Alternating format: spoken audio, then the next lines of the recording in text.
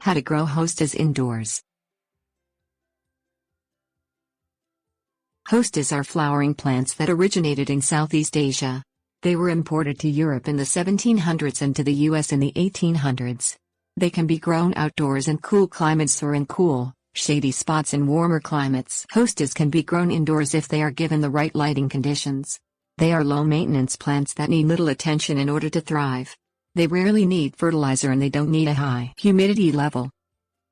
Choose potting soil with a high level of organic materials to keep it loose and well draining. If the potting soil is heavy, add some peat moss or compost to it to make it drain better. Pick a large pot that will hold a plant that is 2.5 feet wide. A healthy hosta will reach this size and will need a large pot size to contain the large root ball of the full-grown plant.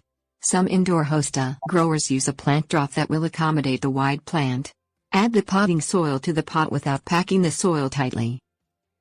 Place the pot in an area that gets indirect sunlight. Outdoors, hosta plants prefer shade and can be damaged by too much direct sunlight. Indoors, the plant should be placed in a cool area that is away from direct sunlight. Plant your hosta in the pot, keeping it all of the leaves above the soil. Avoid crushing any of the roots in the process.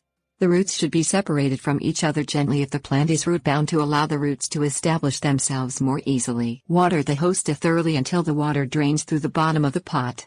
This will help the roots to spread out into the soil. Once the soil has been watered, spread a light layer of bark mulch over the top of the soil. This will help to keep the soil moist for longer periods of time. Fertilize your hosta every spring with an extended release fertilizer. Cut away any dead leaves and deadhead any dead flowers.